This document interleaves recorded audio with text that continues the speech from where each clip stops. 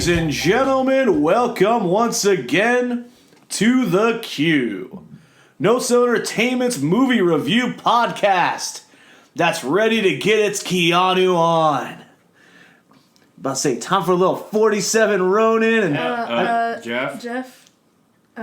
you said this was 39, right? No, we said it was 38. No, remember what we were doing? We did that movie last week. What movie last week? Which movie did we do last week? Hercules. That's right, we did Hercules.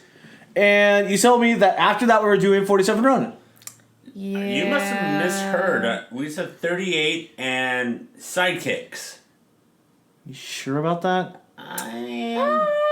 I mean, the record will show, right? I mean, everyone Your can Honor, listen. Your Honor, note in your law book pad thing you have there. Wow, Joe. Your Sidekicks. understanding of the legal system is Trump-esque. Objection. You know why? Overruled. Appalled. It's huge. It's huge. Much like the voice of a generation, the Onitoshi Jeff Mack. That made no sense. It was huge. My voice, huge. Only thing But that's Joe's huge. Of understanding. the legal system, huge. He's got the best understanding. Because he is Dasheen Joseph Lessel. Sorry, Jeff, if I sound out of breath. I've been roller skating during downtown, but every time I kept thinking of Chuck Norris doing karate moves. It's all about Chuck Norris. It is all about Chuck Norris. Except for producer Zen, who's probably more into Beau Bridges. I knew who Beau Bridges was.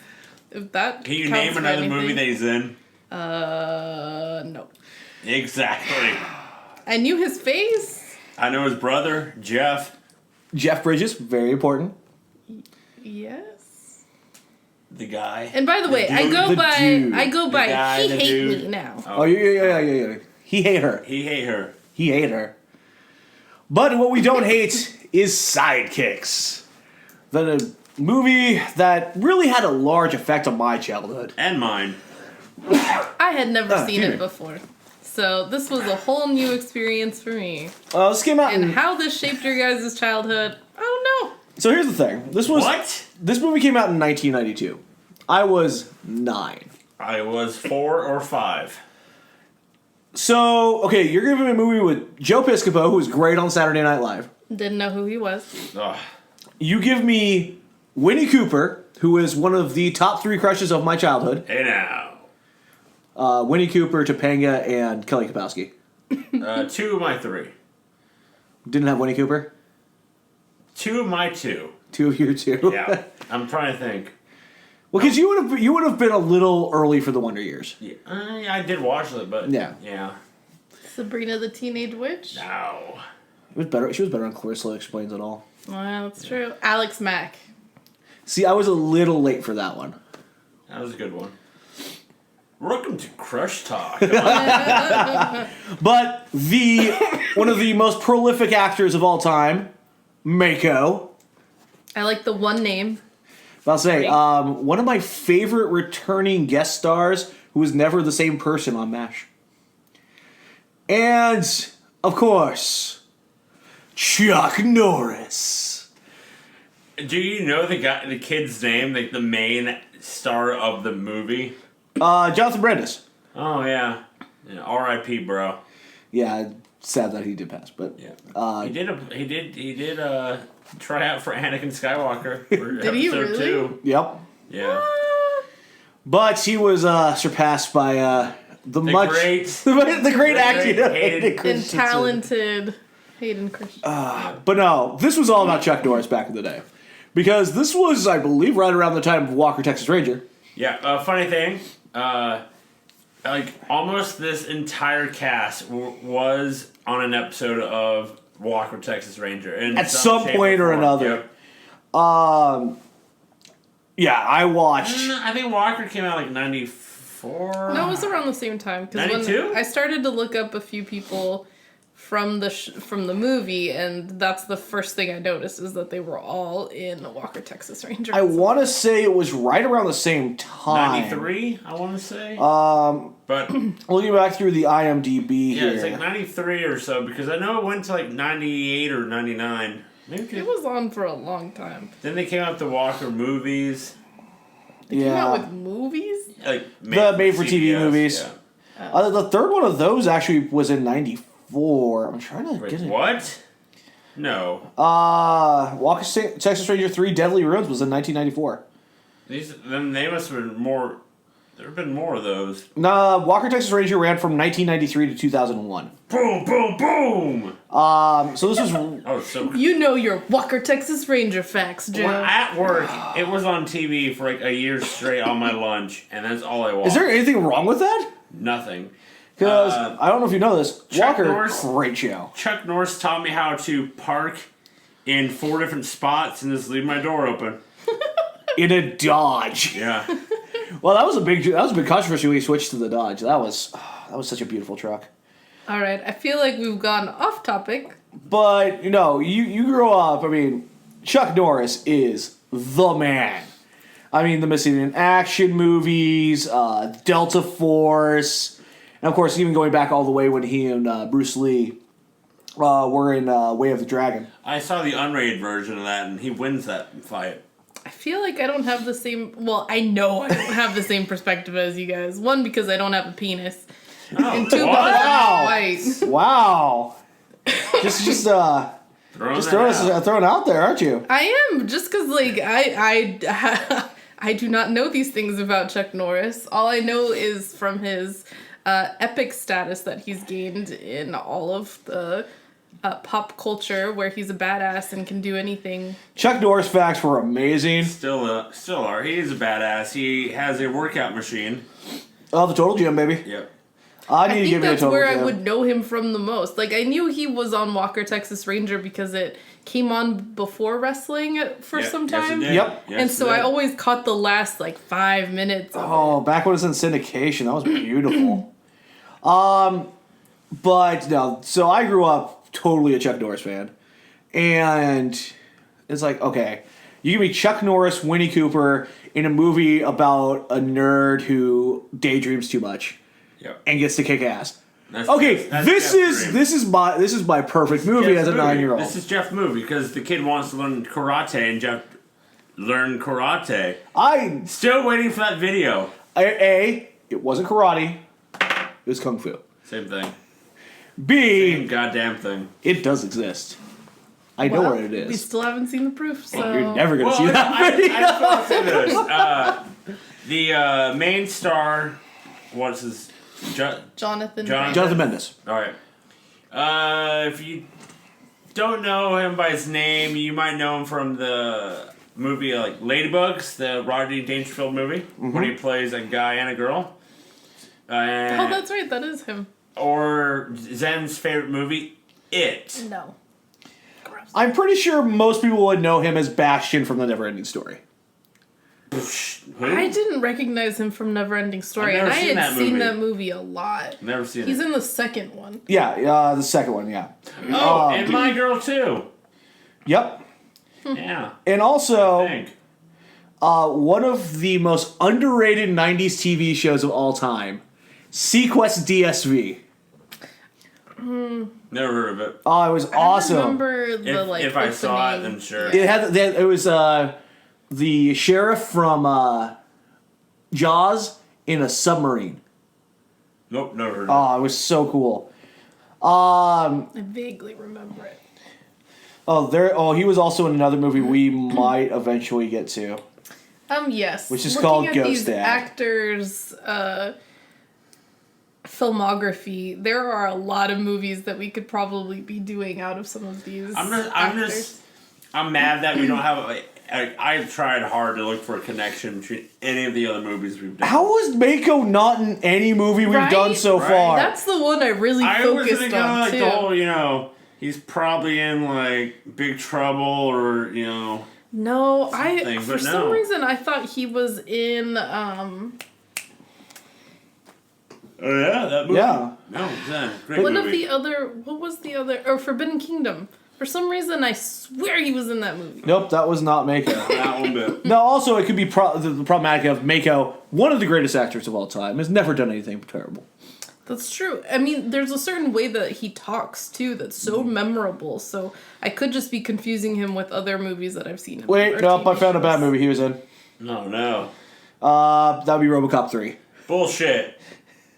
Dude, the third one, are you going to stick up for the third one? I will stick up for it until we watch the movie for this podcast. Oh, that might come up at some point. Oh no, it will come up.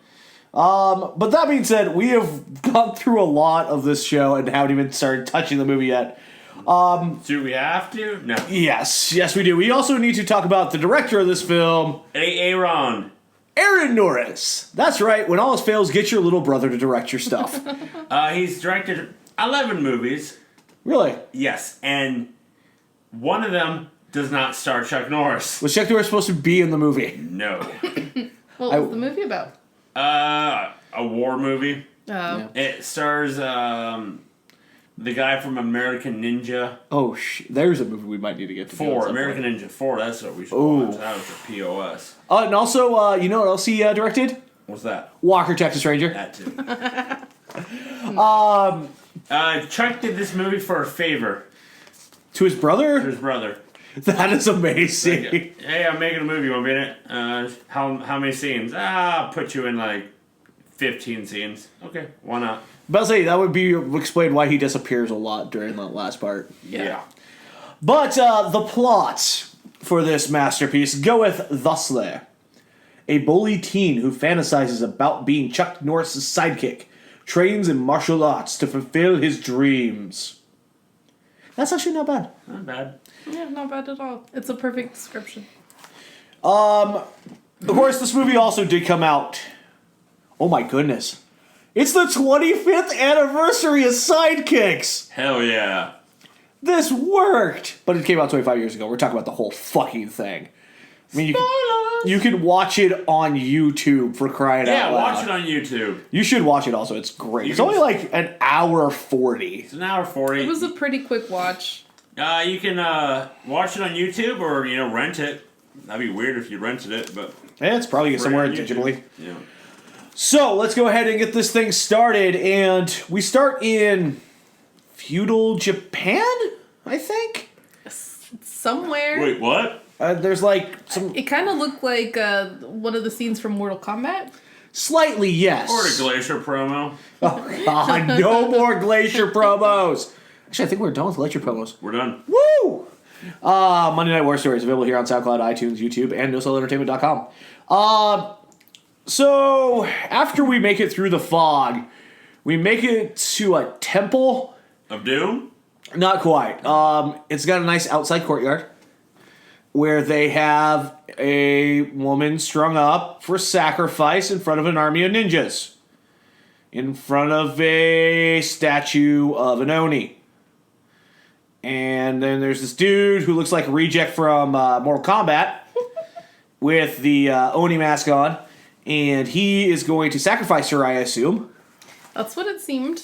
She was tied up, wearing a hairnet for some reason. I will also admire the fact the main ninja guy rocking that glam 80s rock hair.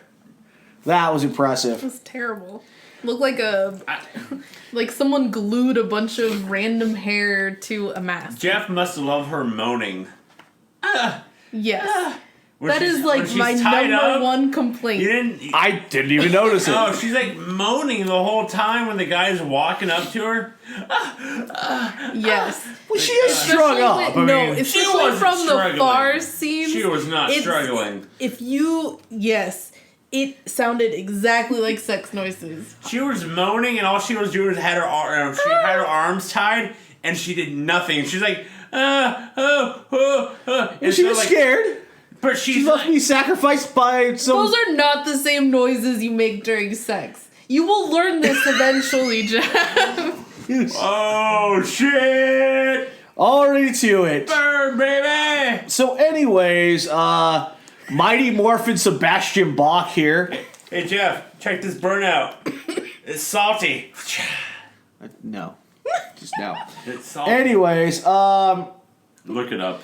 then, okay, so Mighty Morphin Sebastian Bach's about to make the sacrifice when he gets stopped by some shuriken from a ninja wearing all white. So we have a white ninja. Okay. A ninja. Somebody who fights from the shadows, is supposed to be fully concealed, never seen, wearing all white. Not in the snow. This is dumber than Naruto. Well, I think the reason why is because in this movie, if you were black, you're bad. Not necessarily. Warehouse scene. Okay, well, like, most of the bad guys were black. Yes. And then all the good guys kind of were white. Only in this scene. Not in the Wild West dream, in the Viet Cong scene. But they're also in black. Yeah. So. Except for the dude wearing red. I think, yeah. But, so, after kicking the main villain into a pit of fire. That goes, no! We get this slow-mo 1-on-30 ninja fight. I just like the fact she goes, help me! And he goes, hang on, lady. I'll be right with you. And he's beating the shit out of these guys. It's not really much of a fight. And then the Oni guy kind of struggles back. He's about to grab the sword again when he gets stopped by a second white ninja. A much shorter one. Yes, Who yes, keeps he going, is. Hiya! There's a lot of backflips, a lot of front flips, A lot of hi-yas. a lot of hi-yas. Is that where Outcast got hey-ya? Hey-ya. He frees the damsel in distress, and then joins the first ninja. And then they destroy all the other ninjas by just doing sidekicks in a circle to the sound of machine guns. So, end of the movie? Yes. Sidekicks? Aha. If it's not there, it's with this next line. So, our two heroes unmasked. The first one being Chuck fucking Norris.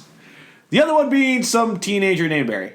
Barry. Barry. And he says, "That's okay, Chuck. I'll be here for you anytime. That's what sidekicks do." And film. Well, in Dream, because it was all a dream. It was all a dream! But he wasn't reading Word Up magazine. He was in his history class. Talking out loud and dreaming with his eyes open. Yeah, his closing monologue was heard by the entire class, who started making fun of him. And, oh shit, he's asthmatic as well. He has to hit his inhaler, which is the size of a fucking Ford Pinto. Well, okay, so you're avoiding the big question here, Jeff. Yes. The woman in his dream Yes. was his teacher. We were just about to get to that. Okay. Because I don't understand where was the penetration with him and the teacher? I don't follow. So you don't have sex dreams about your teachers? No. Oh. Move along, Jeff. Joe, do we need to talk about something? No, we're good. No, I'm kidding. No, I thought it was honestly weird that. No, I agree. I definitely thought from the opening dream sequence that we were going to see that Barry had a crush on his teacher. Well, I thought that's where it was. Nobody would blame him. His teacher was very attractive. Yeah. But that's not where the story eventually went. No, it's not. He does have one person who's on his side, though. Just one. Winnie Cooper. Winnie Cooper. And we're going to call her Winnie Cooper for this movie. We do eventually learn her name. I think it's Laura. Laura? Or Lauren. I think it was Winnie. Wendy. I thought it was Wendy. Nah, Winnie. I'm going to say Winnie. I'm pretty sure it's Lauren. Winnie. She's winning. Yep, Lauren. Oh, yeah. I definitely thought it was Wendy. Played by Danica the McKellar. whole time. Who is about just perfect. I'm going to say Winnie. But anyways, yeah, you really need to stop daydreaming about Chuck Norris in class. Yeah, leave him alone, guys. Because apparently this is happening on the regular. People know that he daydreams and talks about Chuck Norris all the time. Well, I mean, it is Chuck fucking Norris. But, yeah, that's a little weird when your monologue actually is going out in front of your class. Yeah.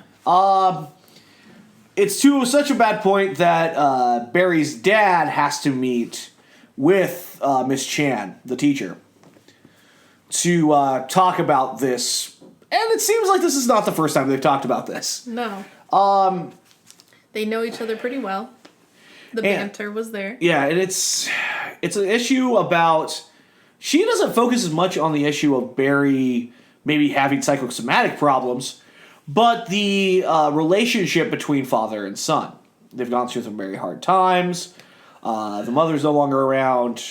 He works very diligently at his job as a computer tech. There might be some communication issues there. But he thinks he has a solution. You know what, Barry? We're going to enroll you in karate classes. Because that's what he likes. Yes. So they go to the Stone Karate Dojo. And it's led by Kelly Stone, who's Joe Piscopo's character. And Stone Sensei is amazing. Joe Piscopo, Jeff, to some people who might not know who he is. Go watch fucking Saturday Night Live from the 80s. You'll learn Joe 1980 Piscopo. to 1984, it was Saturday Night Live, and basically it was Joe and Eddie Murphy running the show. They were the guys in almost every sketch. If you have never seen Joe Piscopo and Eddie Murphy doing Frank Sinatra and Stevie Wonder, Ebony and Ivory, it is the fucking greatest thing of all time. Well, and here's the funny thing, though. I have seen that, and I didn't know that this was that same guy. Oh, yeah. And Joe got ripped for this movie. I did, thank you. Piscopo. Oh. Piscopo's hilarious. He's a great comedic actor. He's in there, he's teaching class. Jerry, Barry's dad. Oh, Jerry. Walks in and starts walking up to ask a question during the middle of class. What the fuck? And Mistake number 1. he just walks onto the mat. Stone sees this, walks over, and says, "We don't wear shoes on the mat here, mister." It's just... Oh, wait. That's the number 1 rule, though. People should just know that. There's a sign on the fucking window. To be fair, that sign was facing the opposite way. I hope there was one on the entrance. other side. What is his point of going on the mat? I understand he's like, I need to talk to them. I need to talk to them. Would you wait till after class? Or does he not notice all the other 40 people I know. sitting there watching? But eventually they go back into the office, and Barry's wheezing a little bit, still having a little problem with the asthma. They're really drilling this asthma thing. Hey, could you wheeze a little quieter, kid? It's distracting. Let's just say things don't go really well with the introductory meeting, especially once Barry mentions Chuck Norris. And now Stone is triggered. He has this thing. Chuck Norris quit competitive karate so he didn't have to face Stone. Yeah, I'm sure that was the reason. Okay, I was going to bring this up later, but I'll ask you guys now. Watching this movie, Yes. what does this remind you of? What movie? Karate Kid? There you go. What? Think about this. This is Karate Kid. Oh, he just went into the Cobra Kai dojo Yes, he did. before meeting Mr. Miyagi and learning how to do karate. Okay. Mr. Miyagi. Oh, dude, it's a straight rip off of Karate Kid. It's like a poor man's version of Karate Kid. Okay, I do agree. There's a lot of elements that are the same, but that is not the movie that came to mind when we started watching this. And I don't know the name of the movie, so I'm going to ask Joe. The movie that I referenced, where the guy goes to the movie theater and the guy comes out. Last Action Hero? Last Action Hero. That one. That is the movie I thought of when I was watching. I can see a little bit of that. Because it's daydreaming. Yeah. But this is basically a Karate Kid. Yes. It's like almost scene for scene Karate Kid minus. There's the high school drama. There's the going to the opposing dojo. There's meeting the old mentor who trains in very different ways. I think someone yelled, put him in a body bag. There's a tournament. I think somebody may have swept a leg. Yeah. But this is basically Karate Kid. You guys made a point. You're right. The Jaden Smith version. Actually didn't mind that, except for it wasn't karate. It was kung fu. Never seen it. It's actually not bad. I wouldn't mind. I would recommend it. Anyways, they leave. They go back home, and of course, the kids watching Mission in Action because the kids fucking obsessed with Chuck Norris. It's kind of unhealthy. We gotta pub Chuck's movies, guys. And all of a sudden, we're in Vietnam. Is Forrest Gump there? No. Oh, man. You know who is there? Who? Stone. In possibly the most racist makeup job I have ever seen in my life. So he was Asian? No. I mean, this movie is not PC at all. Oh, fuck as no. we go through, so I mean, yeah. He's PG. There's no dicks in this movie. What there is a... No, I know, but I'm saying it's PG. What there is an actor in yellowface with the string mustache that goes down to about his belly button. Yeah, it was bad. It was horribly bad. And in case you missed it, Miss Chen is once again tied up. Penetration in this so sequence? he's in No. love with his teacher, right? And possibly into BDSM. He wanted to be the hero. So Stone is going to blow up Miss Chen. Why?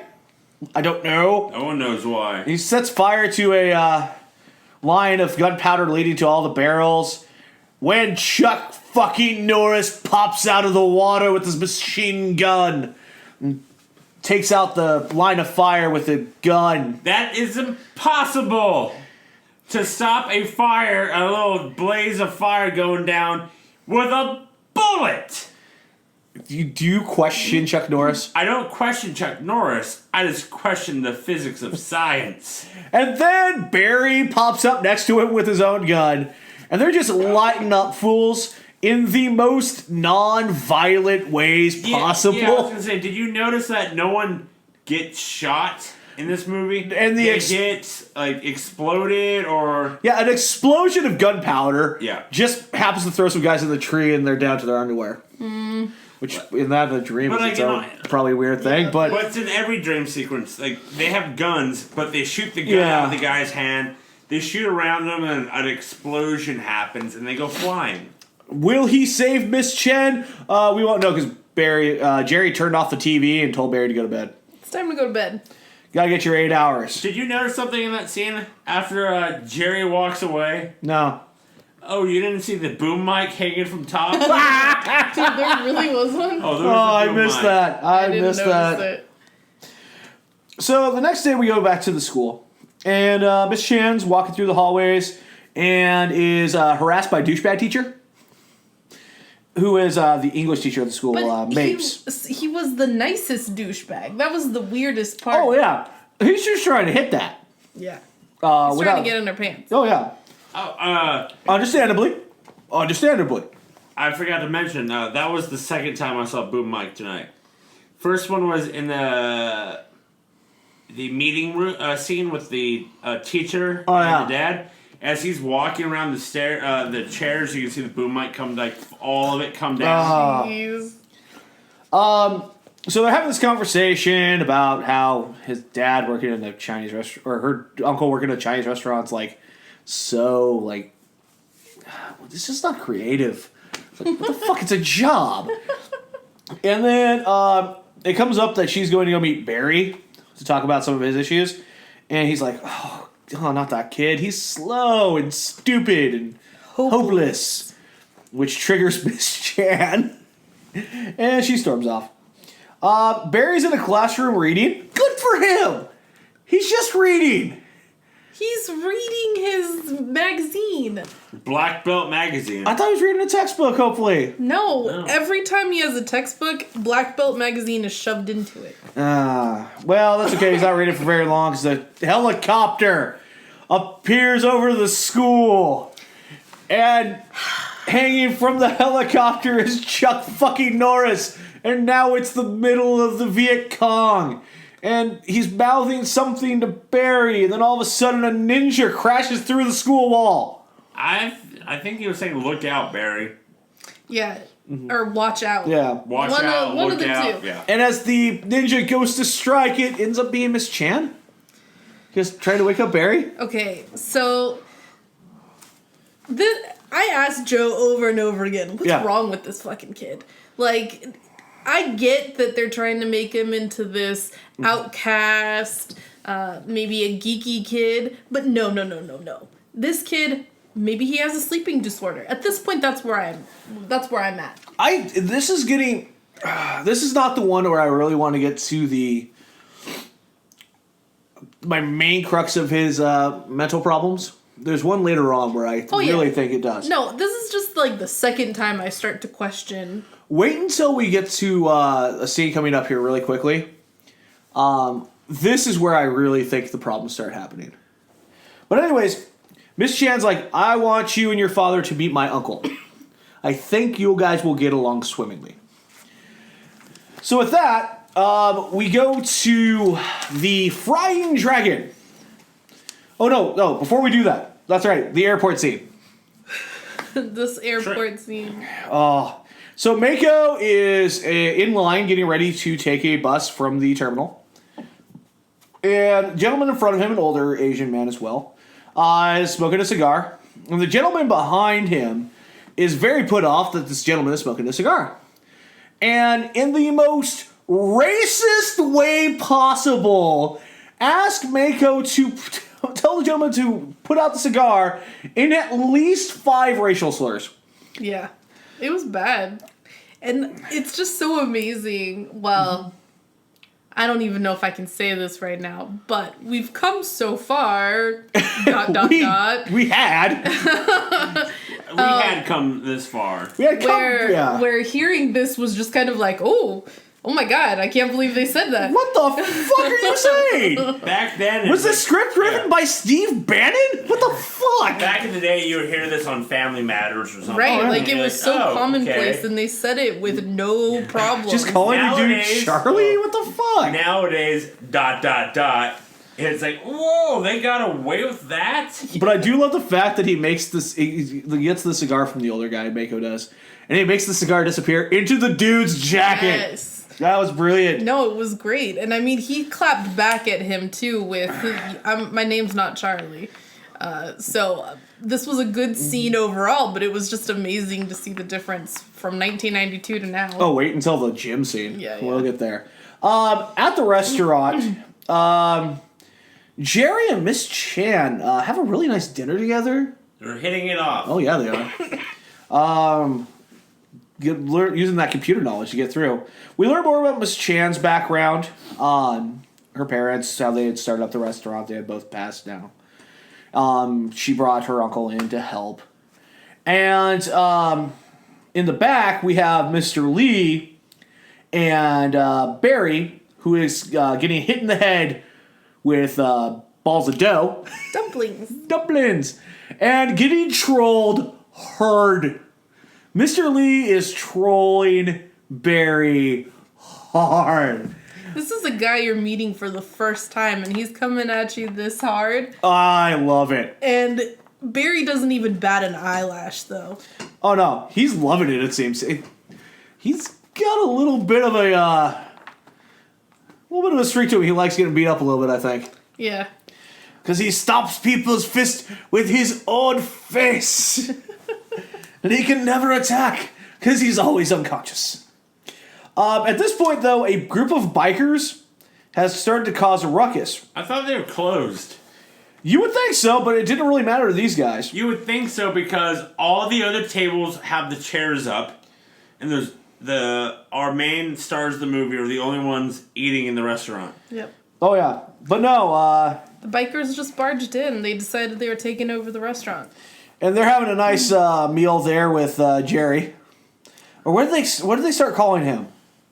I don't remember. Was it Grub? I don't know. Sure, Grub. But, oh God, how are we going to stop this?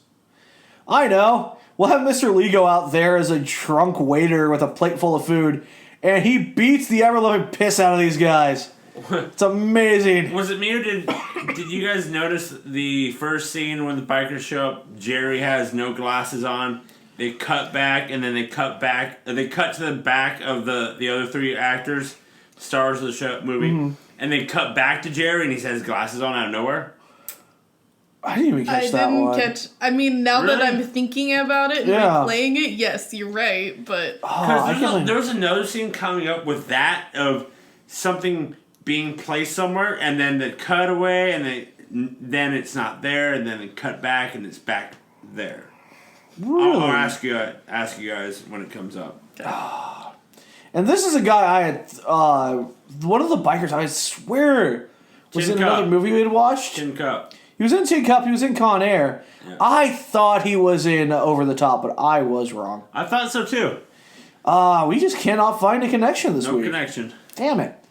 But anyways, so yeah, the bikers are taken care of by Mr. Lee.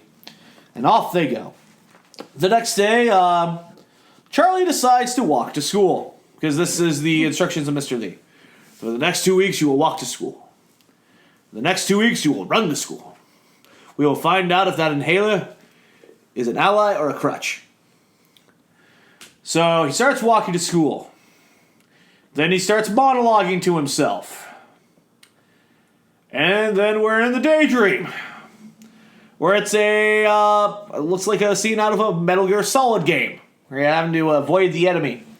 Snipers in the trees and it's like Watch a Dogs. PTSD freaking flashback. And you don't think much of it.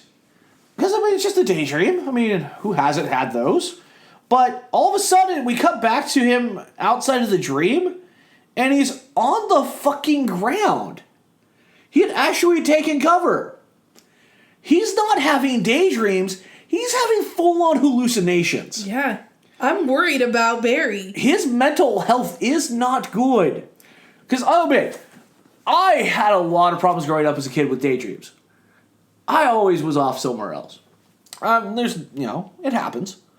You get bored, you start thinking of other things.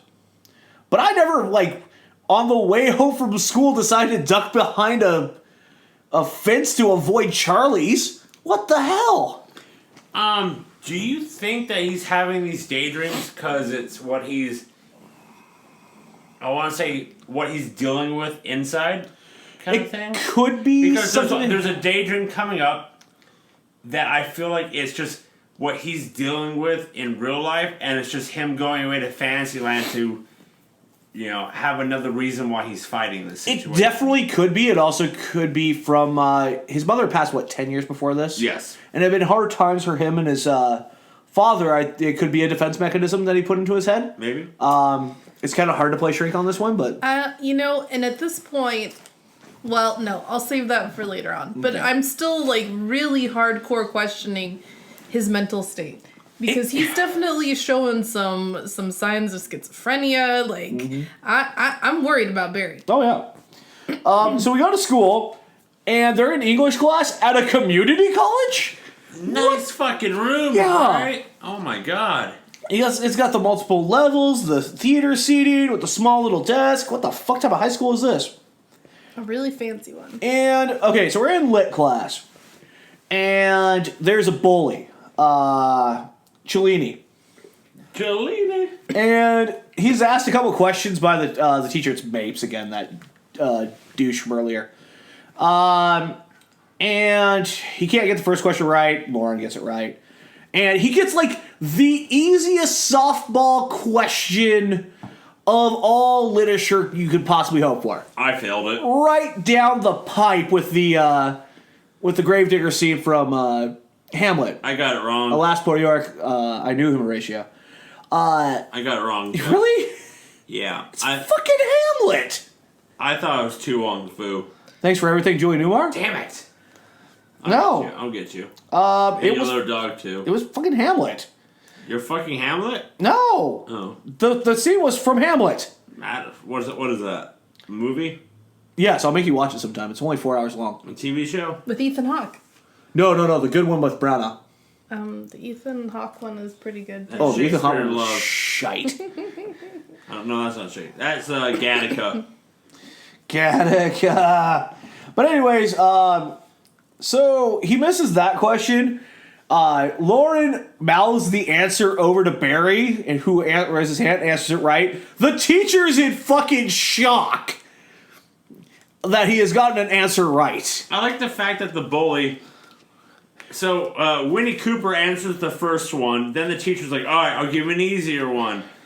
And then she mouths it off to Barry, and Barry answers it. And then, like, the douche bully's like, oh, that motherfucker. I'm gonna get him. So you got embarrassed in class. By two Cellini. different people. Yeah. But So what he does afterwards is with his gang of like 15 guys, jumps the asthmatic geek in the locker room from behind and puts his foot on his chest. you didn't have a gang of 15 guys, Jeff? No, I was the asthmatic geek. I had the gang. Of course you did. You had 2 guys. That's a gang. Wait, is it the 2 guys I'm thinking of? It's a gang. Yeah. Oh my god, that is lit. You were the asthmatic geeks. No. I was... Yes. Yes. So, with this, Barry and Mr. Lee start training. And then we go to the next day in school in gym class. And Barry sits it out because he's a weakling. And that's what weaklings do in gym class in the 1990s. They sit it out. And now, oh crap, Daydream 3. Fuck. We're in the Old West. And they ride into town, into a saloon, and well, Stone's character is at least far less racist this time. It's the Lone Wolf and Lone Wolf 2. He has a painted on beard. Mm-hmm. And hey, progress, Ireland? USA. The teacher this time, Miss Chen, is not tied up. Nope. Still having fantasies. Oh yeah, she's just the saloon girl this time. I honestly didn't realize that it was Mrs. Chen until we're watching it over again. Yeah, about to say she's in every single one of them. You just gotta try to find the people. This time the bully's upstairs is one of the gunmen. Yeah. Who tries to get the draw on Chuck Norris. That's gonna work. And they order their drinks. Milk. Wait, what? Yeah, they ordered milk. They took a shot of milk? Yep. Oh, really? Oh, really? Well, this is going to be a podcast first, because behind my bowl here, I have 3 shot glasses of milk. Oh. And, How old are these shots of milk? 20 minutes. Sorry, 42 minutes. There you go. There you go. Warm milk shots. Yum! Shots. Shots of milk! Yep. Hang on 2 seconds, guys. Salud! Ah, that is spicy. All right, A so podcast first. Shots on air. Of milk. so I have to admit, I did not know this was happening. Zed brings out this tray covered in secrecy.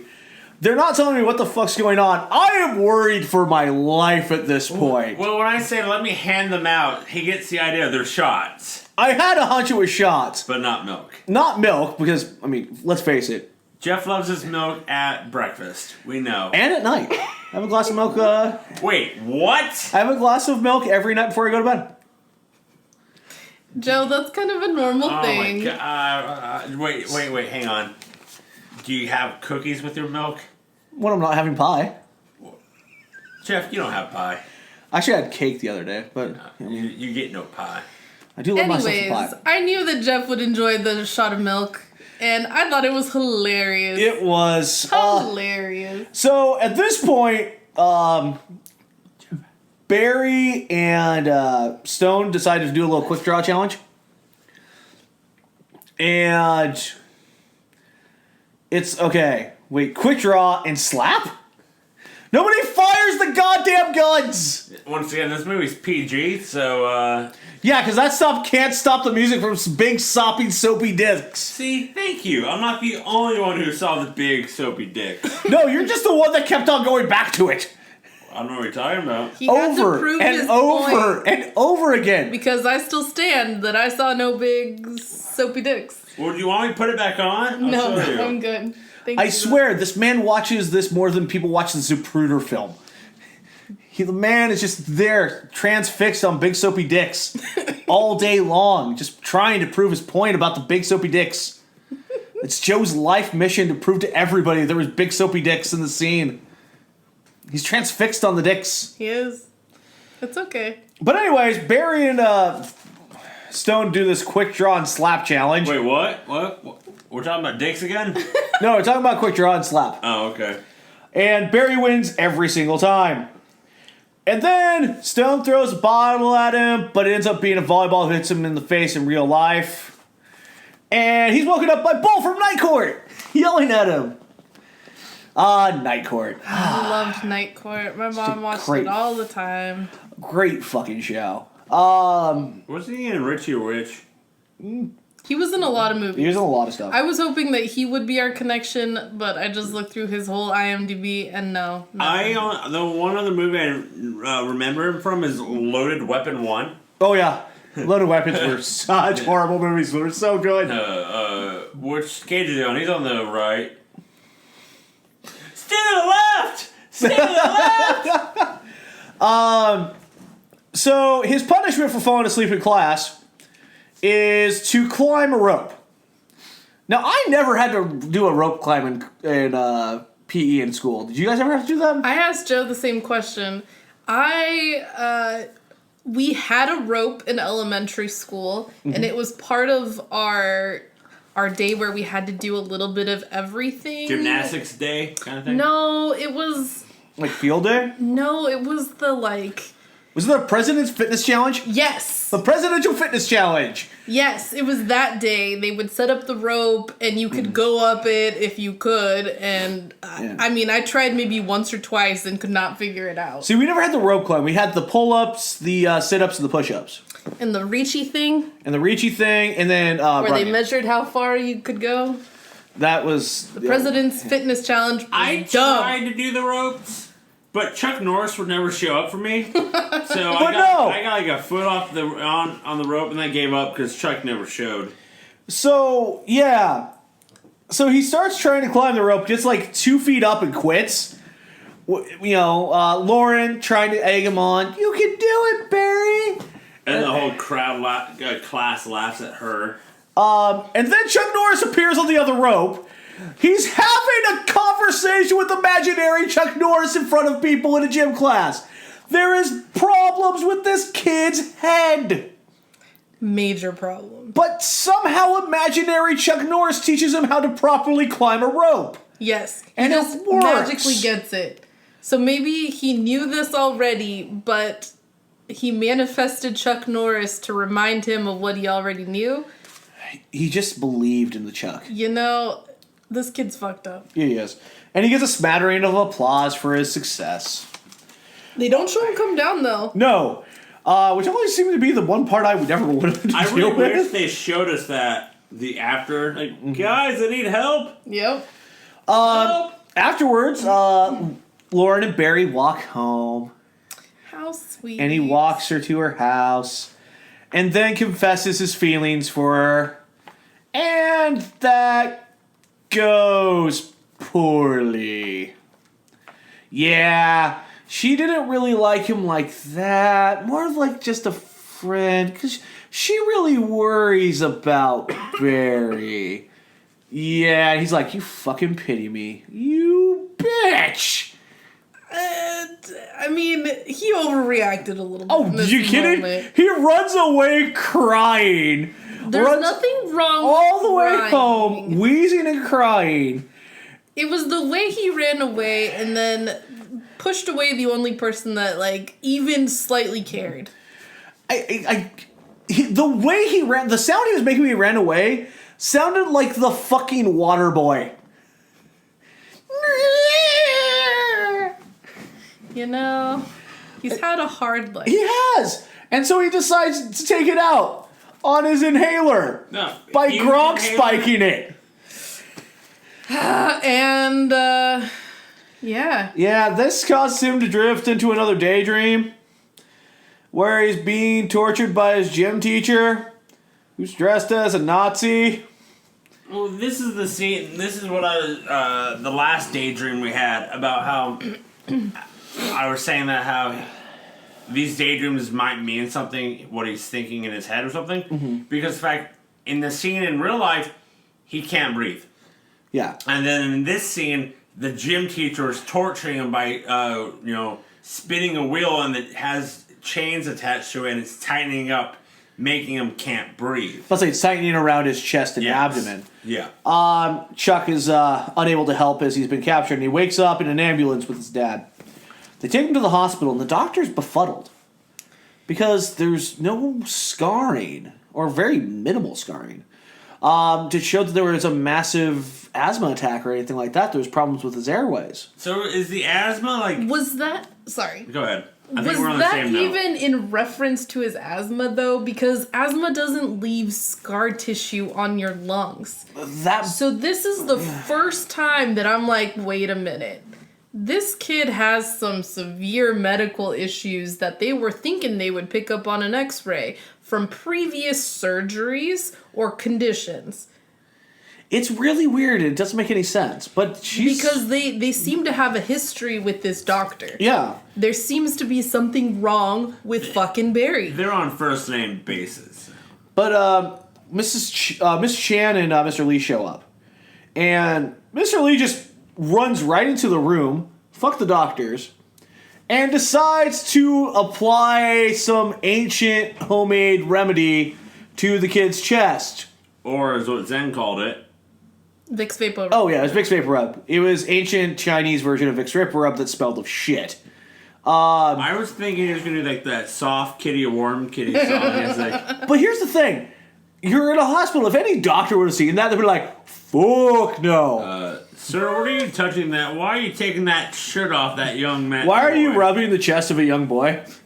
Yeah.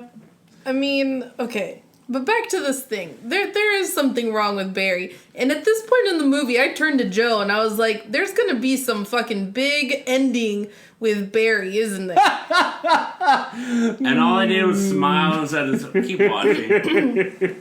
We'll get to that. I wasn't going to ruin anything. So, obviously, magic Vicks Vapor Rub works, and they start training the next day. Which is a fucking miracle. Well, they start slow.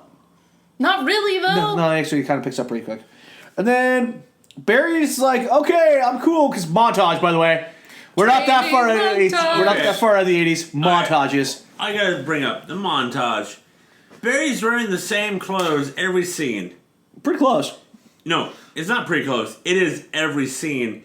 But Mr. Lee is wearing something different. So I'm thinking all they did was had Mr. Lee change clothes as they changed the scene, the scenic scene. Mm-hmm. But Barry, you stay in the same clothes. Hey, kids likes to do laundry. Workout clothes. Yeah. Well, no, because the next scene after this montage, I think. We're in gym class. No, we're not in gym class. There's a scene down the line that Barry's wearing workout clothes. Yeah, they break up the montage. Yeah, the montage is 3 different montages, but it's all one scene. Yeah. But, so he goes in and he's like, I'm fucking taking gym class. Because, and the teacher's like, No, you're not. no, you're not, Miss Nancy Pants. I don't want you to By die. the way, things that wouldn't carry in 2017.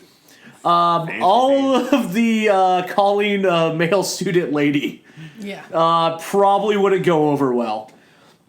I mean, it's just a thing that was always the thing back in the day. It was. I mean, this gym teacher reminds me of many of the gym teachers I had all through elementary school and high school, so it's not that far from what it was like. Yeah. Not any of mine. Really? Yeah. I had some asshole gym teachers. I had nice ones. That's Because I was the good student. Well, I had football coaches. I mean, you were always called Nancy or something like that. It just We happened. all individually had to line up and get weighed in front of everyone else, and they would announce how much you weighed to all of your classmates. It was great. Never had to go through that. Yeah, it was awesome. So, yeah, he takes gym class, and gym teacher's like, if you fucking die on me, kid, I'm going to shoot myself and come after you. And then Mr. Lee's like, okay, Barry, things are going well. have some nunchucks. Because this is going to go well. And they continue their training as he hits himself in the balls with nunchucks. So that's fun. It's supposed to be comedic, I guess. Yeah. He hits himself in the face. That's using your head. And then they're at Barry and Jerry's house. And Miss Chan does a Tai Chi Yeah. This is the scene. performance. Tai Chi performance. This is the scene I was saying. That Barry is wearing his montage workout gear. Well, they do go running right afterwards. Yeah, but it's the same montage. And she has a very lovely form. And Jerry, it is not lost on him. But he can't do that. But it's all in your heart. And then they banged. Right? That was implied, right? Oh, they banged! Okay. Because that's what they went up for the extra. Miss Chan told Mr. Lee to take Barry out for the extra long run. And everybody got a workout. We cut back to the frying dragon, and Barry can catch the dumplings now.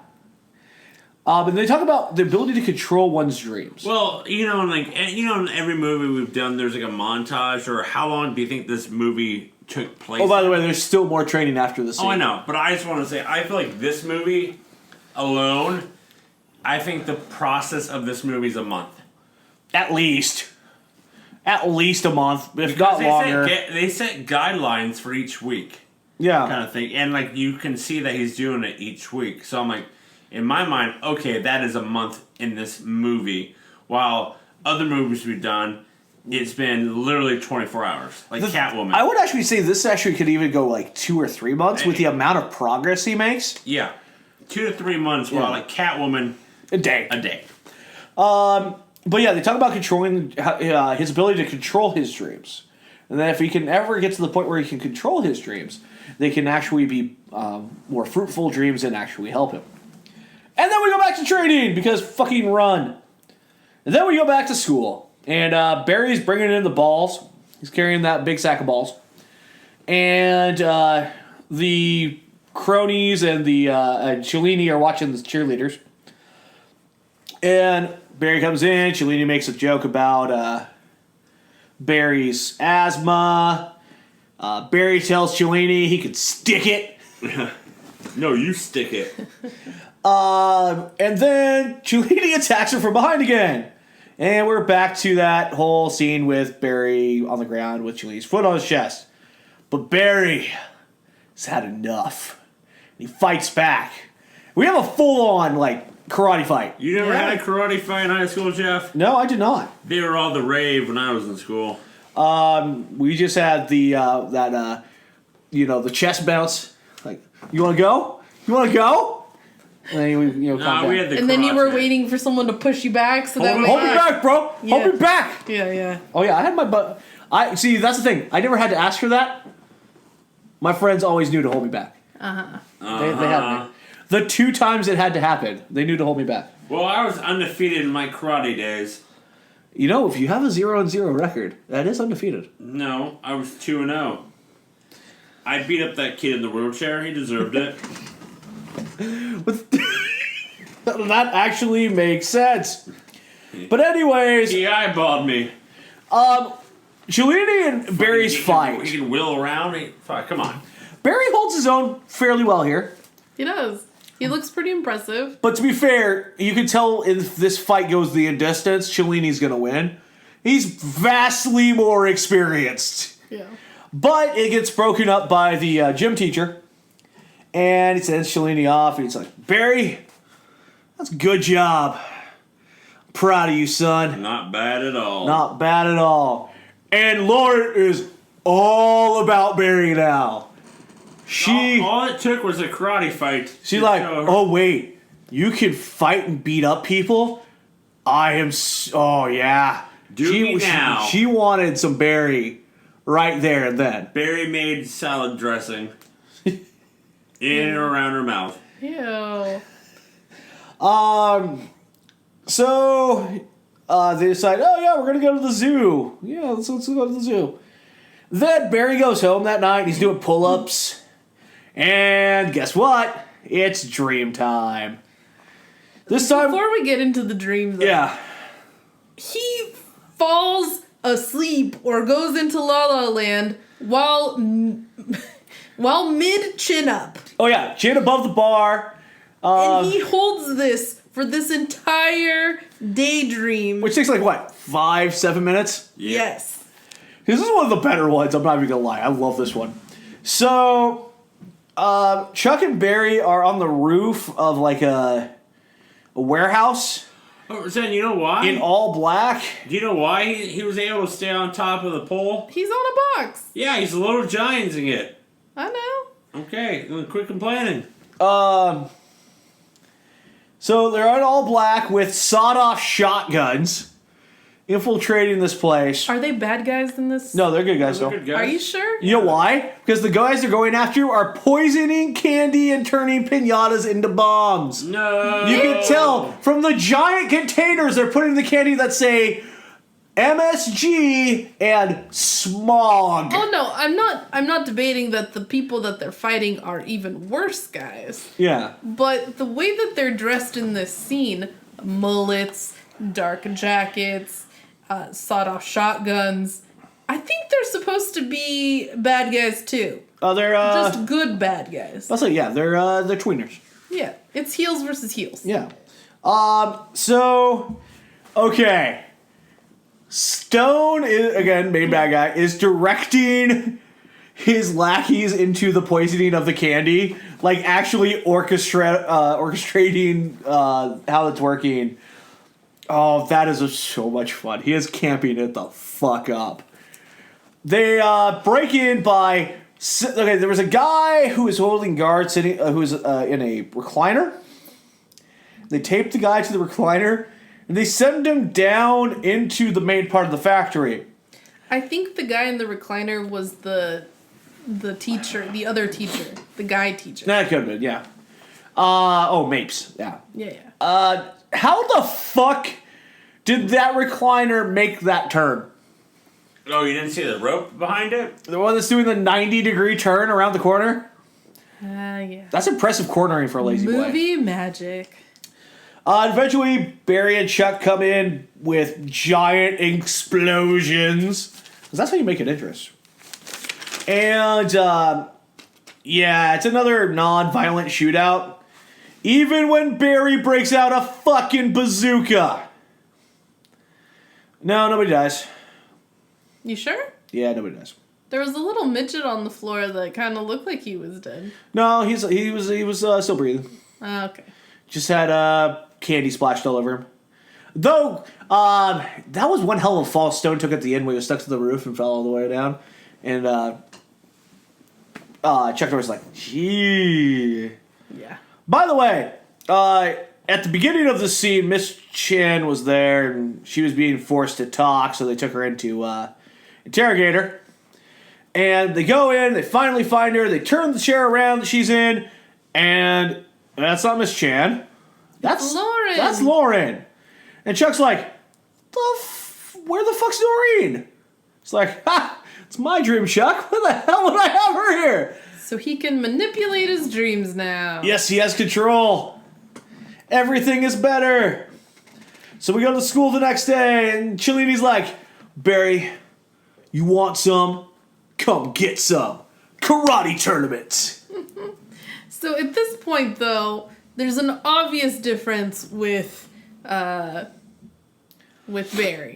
Yeah. Not only is he non-asthmatic anymore because he doesn't have his inhaler and he's not wheezing around everywhere, but he's also not hallucinating as much during school. Nope. He's also got some color back in his skin. That was something, yeah. Yeah, he was very pale for most of this movie. It definitely goes away towards the end of the movie. Yeah, so either he was magically cured by whatever... Was that rub? Yeah, whatever he put on his chest. He got the rub. Or they finally got him some psych meds. Or, it was all a dream? no. He was magically cured by Lauren's vagina. I guess that's a possibility. Number one answer was vagina. Show me vagina. Ding! Hell Hells yeah! Da-da-da, da-da-da, da-da-da. Wait, that's not the Family Feud? I don't know. Joe, we gonna pass or play? Let's pass. Fuck, right, I'm at play. Damn it! So we go to the zoo, and Mr. Lee and Miss Chen say Always they will play. join Always Barry's play. team because they're down to play. So that should be fun.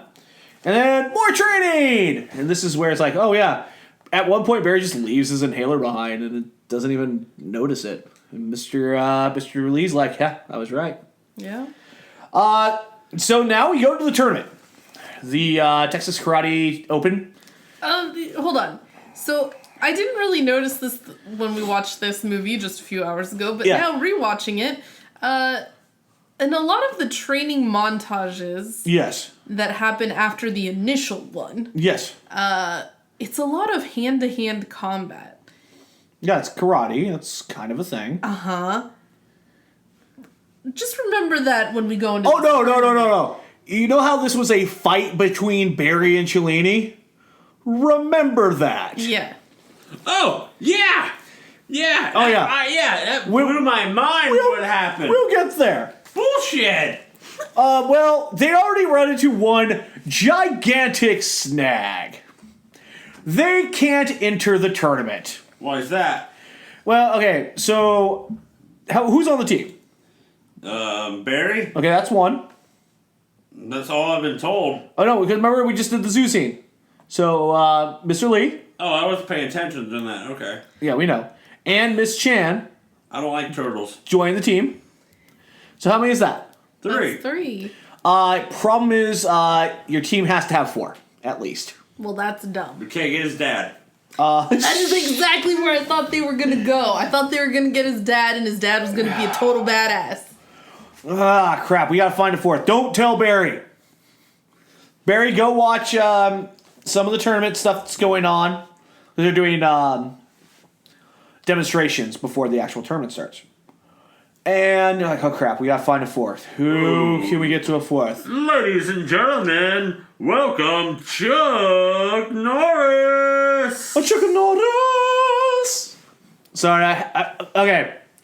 I had to get one of those in for the Nostalgia Critic. He did a review of this many years ago that I absolutely loved watching. And he has this thing that pops up every time Chuck Norris comes on. And it's just this big thing of Chuck Norris. And in the background, oh, Chuck Norris! It's just amazing. So anyways, Chuck Norris is here. And Mr. Lee's like, no, I want to get fucking Chuck Norris. He'll do it, sure. He's Barry's hero. Of course he'll do it. How are we going to get him to do this? I know. Send in the girl. Niece, you're insanely attractive. Go and talk to Chuck Norris. Use the feminine wiles. So at this point, though, I'm still thinking something's wrong with Barry, and I'm thinking she's using the Make-A-Wish. Ooh. Ooh, might actually be a thing. Might be. But no, they get Chuck to join the team. So as Barry's watching the last demonstration, a gentleman steps next to him and sits down and watches it. He's like, he turns around afterwards, like, yeah, what's going on? Holy shit! It's Chuck Norris. Chuck Norris. And wait, Barry cannot talk now because Chuck Norris. Okay. Hey, how's it going, Barry? Yeah, doing okay. Cool. Hey, you want me to be on your team? What? Yeah, that's right. There's a guy here who's a complete and utter douche I want to beat the shit out of, so yeah, let's team up. So with that, they go and sign up. The guy's like, what the fuck is this? It's Chuck Norris. He's not on your team. You got a problem with that, son? I'll kick you in the face with my beard. The face the guy makes in response to this, though, is more like, yeah, I totally knew that was you, duh. Cover your ass. Never claim defeat.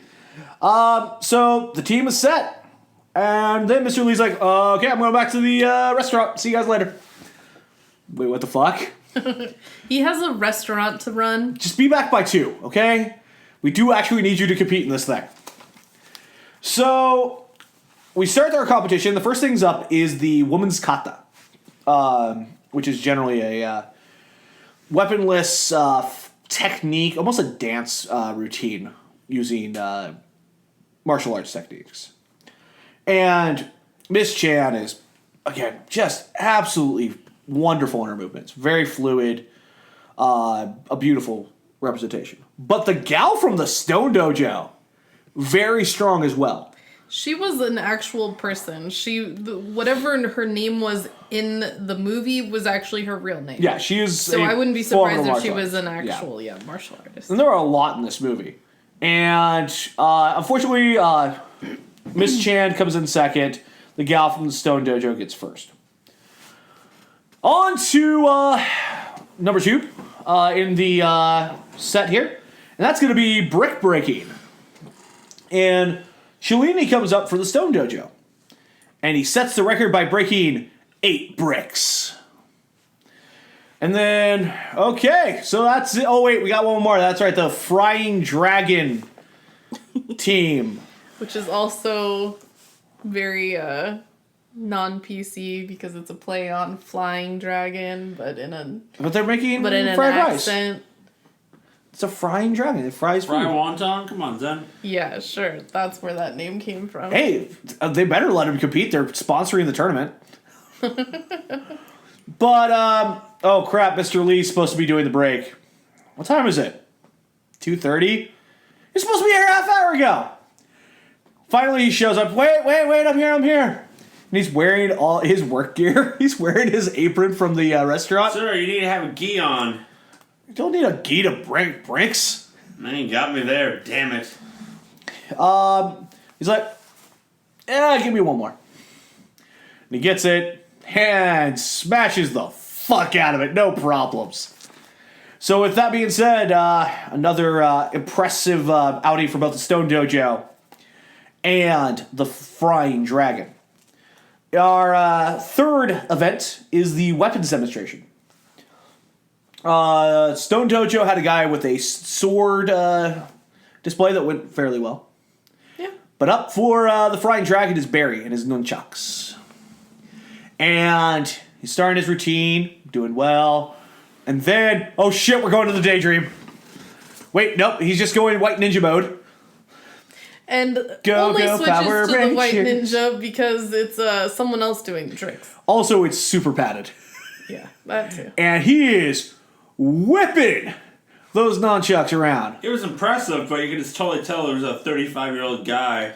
Oh yeah, this was a master doing this. And he absolutely kills it. I'm trying to count the bricks. It never says how many he does. 3, 4, 5, 6. I keep on cutting the scene. We gotta go back to it. Anyways, somebody count the amount of bricks that Mr. Lee does. Roger. So everything comes down to the final event, which is going to be men's freestyle fighting. And for the Stone Dojo, it's going to be it's going to be Stone Sensei. And for the Frying Dragon, it is going to be the great Chuck fucking Norris. Okay, he did either 8 or 9 there. I can't figure out if it was 8 or 9. And so basically they both wail through their competition. Stone's kind of a douche. Norris is like the ultimate good guy. And they get to the point that they're going to fight in the finals. Okay. So they meet against each other. And Stone's like, finally, I'll put an end to Chuck Norris. And they go, and he goes, they start the fight, and he goes for the touching the fist. And Chuck Norris is like, okay, yeah, sure, why not? And Stone uses an opening and gives a back fist to Norris, scoring the first point. Big mistake. Punk ass. And it's at this point that Chuck Norris kills Chuck fucking Norris. And beats Stone's ass. Pillar to post. He is wrecking this fool. He is making him look silly. And then there's the last kick. Stone's all like just pissed off. He takes off his gloves, takes off his gi, pumped his shit. Again, Piscopo got in shape for this. Yeah, he did. And they both run at each other. They're going to do a flying kick. Chuck Norris wins. And how many flips does Piscopo do here? 4? A lot. Just backflip over backflip, Yeah. face planted into the ground. Your winner, the Frying Dragon and Chuck Norris. Well, that's a problem. Because that makes this a tie. Between the Frying Dragon and Stone Dojo. Okay. Which isn't really a problem. Okay, so, well, that makes sense. We've been setting this up the entire time. So, there's a coin flip. So, Frying Dragon gets to pick the competitors. And it's going to be Barry versus Cellini. Of course. Okay, so the bully and the good guy gets to fight each other finally, right? Well- hand-to-hand combat. Here's the thing. Beating it up all... Stone Dojo gets to choose the event. Okay, And they want to fight. No, they choose brick breaking. What? Cellini is like one of the best brick breakers in all of the state of Texas. Well, I'm one of the best Dr. Mario players here, so I don't see the difference. Wow. I don't see what that has to do with anything. Wow. Oh, I just want to throw that He's out. just firing shots. He's just firing shots. Dude, But we said anyway- Wow. that was an amazing event. The Dr. Mario? I know. Yes. But, question. Yes. Did they change it to the brick breaking because it's so like Karate Kid? Instead of having the fight, they needed to make it look something different? Yes. Yeah. Probably, but man, that's just... It's so it doesn't- anticlimactic. Yeah, it's not as satisfying as seeing these people finally duke it yeah. out. Kick his ass, you know, it's like, oh, wait, what am I, how am I going to beat you? Breaking bricks? Yeah. Oh, the fuck? So, they both step, Cellini starts, breaks 7 bricks. Starts taunting Barry. It's like, just give up now, loser. You're not on my level. It's not like you guys have gotten to a complete tie and actually looked really fucking impressive in the nunchuck thing. And It's like you had Chuck fucking Norris on your team. It's like you haven't been doing karate like I have for, 5 years, not 3 months that you've been doing it. But Barry steps up, breaks the 7 bricks, no sweat. Okay, so... Okay, Cellini's like, you know what? I'm ending this. Don't give me 8. Give me 9. And they set the 9th one up. He steps up, and he strikes. And that last brick just doesn't break. Easily gets through the 8. There's some wear on the 9th, but it's not a clean break. Yeah, nothing falls apart. Nothing as dramatic as the first one. So, it's up to Barry now. If he can break 9, they win. It's only setting the record for the tournament, but whatever. And Cellini's like, fuck you, kid. I'm gonna punk you out here on stage because I'm a douche. Where's the refs? And then when I win, I'm gonna go over and give Lauren a big old kiss. And when I win, I'm going to go plow your girl.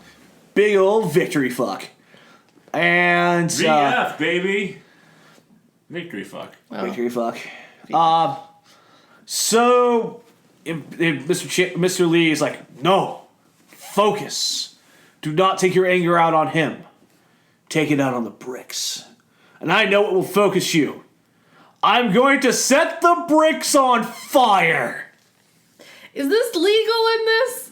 Maybe? Yeah? I mean, it's not doing anything to cause any structural degradation to the bricks.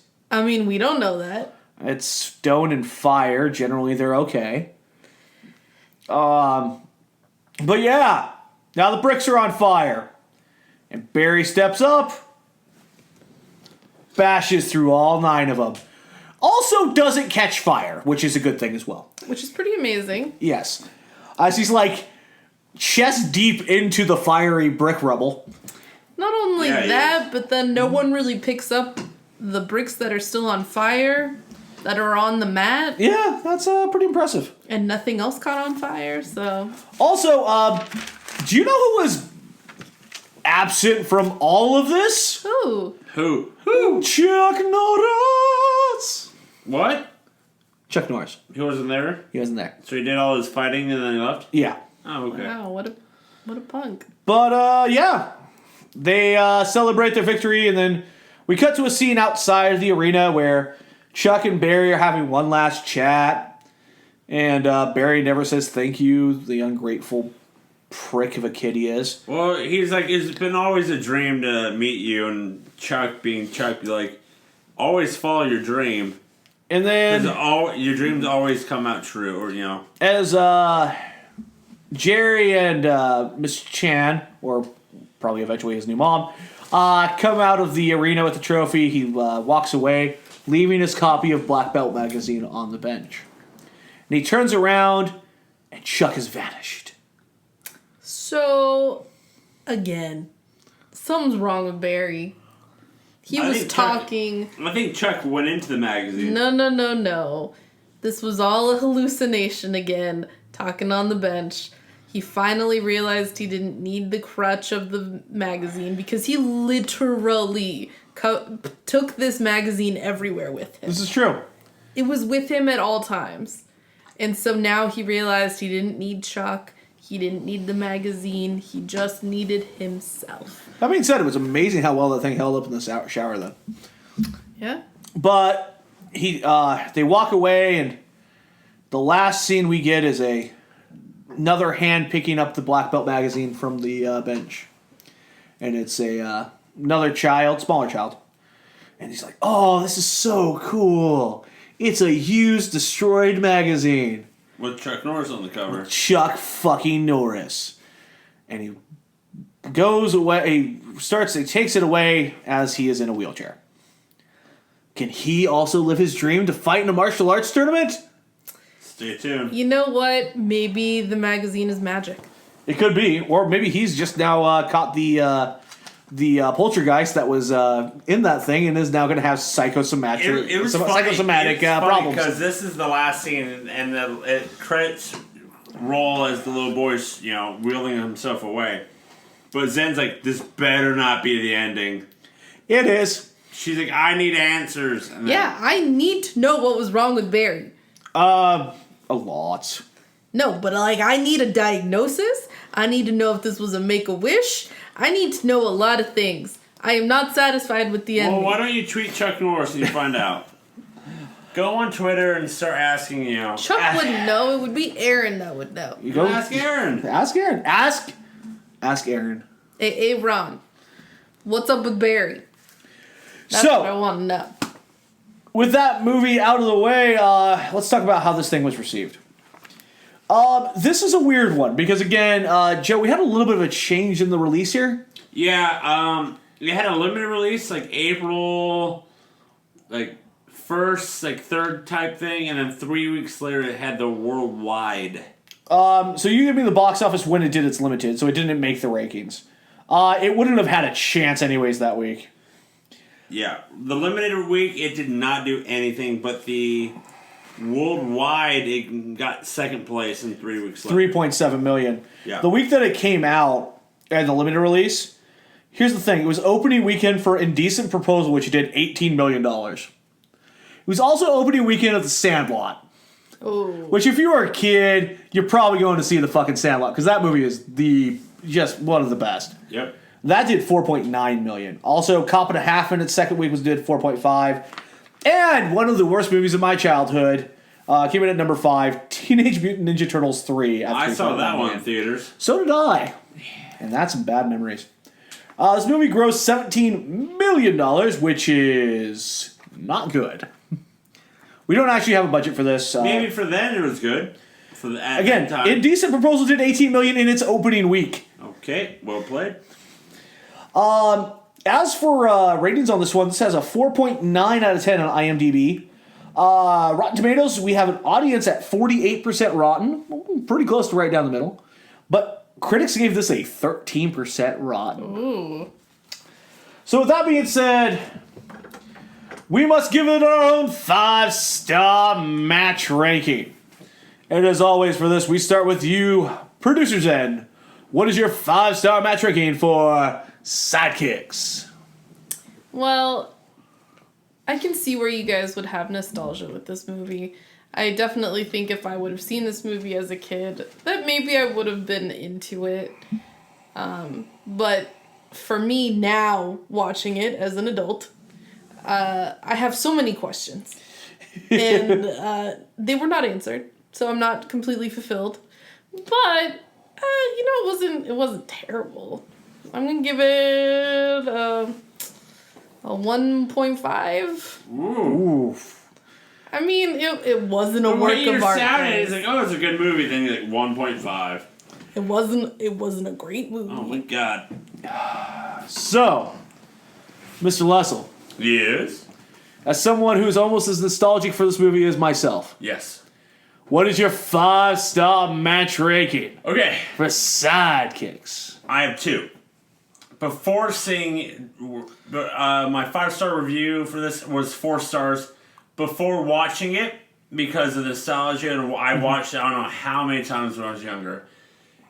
And then watching it today, actually, and have to really pay attention to all that, And listening to me being and annoying listening about it. and questioning the movie. I'm dropping it down to 3 stars. Still solid. So solid. Just the idea from Zen, what is wrong with Barry, and then one that blows my mind, was the idea of the bully and the hero don't face off physically; they face off via brick breaker. Yeah, because you shouldn't have to fight somebody to get your. But yeah, I can see why, because it's a Chuck Norris production type thing, and he's all he's always against hate, violence, But for Mike Huckabee. Yeah. Hey, I have that T-shirt, by the way. Huck Chuck facts. Do you really? Yeah. Oh yeah. My sister and I both ordered shirts because it was the funniest thing ever. We weren't even for Huckabee at the time. We had our own people that we were going for in was it 2008? I think it was. Or was it 2004? No, it was 2008 because I was back from Minnesota. And oh god, it was hilarious. But yeah, I'm going 3. I can see that. So that leaves me to my 5-star match ranking for Sidekicks. And at what point do you have to take off the nostalgia goggles? Because again, this was a movie I saw in theaters as a kid and absolutely dug the crap out of it. I was a kid who had daydreams and had the same type of dreams that Barry had. And, well, I didn't, like, crawl around the floor because I was psychosomatic and thinking I was actually in the middle of a fight. But I had daydreams. But, no, it just... What the hell happened over the years? Where these 15 years, or these 25 years, this movie is just not aged well. Barry is psychotic. He has mental issues. He does. I kind of got to question the relationship between Miss Chan and Jerry. That kind of comes out of nowhere. And then Chuck Norris is really not in the movie all that much. But at least it has Mako and Winnie Cooper, and that will never be bad. So with that... You sound like you're still really debating this. I think I'm going to go with Joe on this. I'm going to go 3 stars. I really wanted to go 3.5. I almost went full Cody Rhodes and went 2.5. 3 is the right place for it, I think. Again, it's a movie I loved as a kid. I don't know if I'll ever watch it again. I don't know if I can go back and watch this film again. It's just... I really, there's something real wrong with Barry. Oh, no, he is wrong in the head. It's not just wrong in the head, but, I think he's... Yeah. He either had cancer or he had cystic fibrosis. There's one or the other. Wow, you're going all out on that thing. Yeah. I wonder. It'd be interesting, really, to get a different version of this where you find out the truth. It would be amazing. But that won't happen now. No, we will not get that. Instead, we will move along in our faithful journey through movies. And why don't you tell him what's up next on the queue? Okay, is it actually time for Keanu? Yes. Are you sure? I'm positive. I am... I'm really not going to trust you on this one, Joe. 100%. I'm 110. Zen, we are doing 39 next time. Correct. Okay, so finally, we get to do a Keanu movie that Joe's mom has been dying for us to do. Wasn't it supposed to be like 19? It was supposed to be 19. 19. And because Then it was supposed to be 20. It was yeah, Joe's mom was like, Joey, you got to do 47 Ronin. Was it 19? And then we couldn't do it, and we got to this one. We got to last week and said, Joey, I'll make sure you have a copy. Oh, it was supposed to be 20? 29. 29. It was supposed to be 29. So we weren't able to do it, but we get to 39. Well, we thought it was going to be 39 this week. Joey, I got you a copy. Don't worry about it. And now I have that copy. Another week has passed. We're actually doing it next week. 47 Ronin. I'm going to get a chance to watch this damn movie finally. This has been just built up, hyped up. I hope it's a disappointment. Yeah, I hope you just hate it. There is a distinct possibility I don't would. think you'll hate it. Again, I get to go mean, off you might on hate aspects of it. I don't think you'll hate it as a whole. No. I mean, if it's good enough for Joey, it'll be good enough for me. He's just doing you up now. So, next week, 47 Ronin. And hopefully, the following week, we'll give you a little mini review of John fucking Wick. Chapter 2. That comes out next week, doesn't it? Yep. Yeah. So I'm thinking it's coming out next week. So it'll be interesting to see if we get that out. If we see that before or after we do the next podcast. We'll have to work that out. It'll probably be after. So when we do 30, you will get a mini review. Try 40. Oh, 40. Holy hell. And, oh yes, we know what 40 is, folks. We do, and it's growing to be a super show, apparently. We're working on some things for 40. Don't worry too much about it, but if you have ever wanted to see or hear a truly angry Jeff Mack. And an angry Joe. I'm getting forced to watch some of these cartoons in preparation.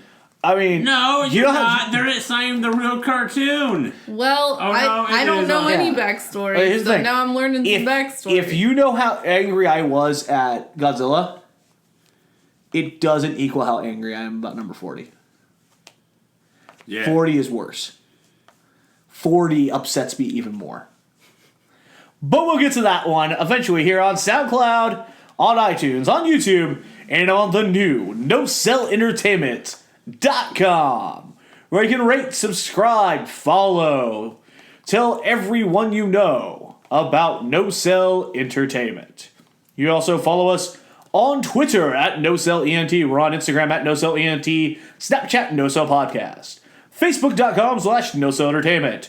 Contact us at NoCellEntertainment.com. You can also go to the Contact Us page on NoCellEntertainment.com. You can also reach us individually on the Twitters. Zen.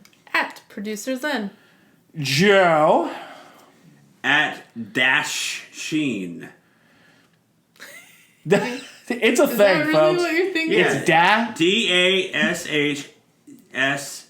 DASHSHEEN. Dasheen. Just pushed them together. Yeah. I like it. And, of course, you can follow me on Twitter at TheMacTheMAACK if you need a fourth for your karate fighting team. Though karate sucks. Kung Fu is far better. Get out of here. And with that being said, for Dashing Joey Lessel, for Producer Zen, Hiya! for Mako, the great, powerful actor that he is, I am the Onitoshi Jeff Mack. Good night.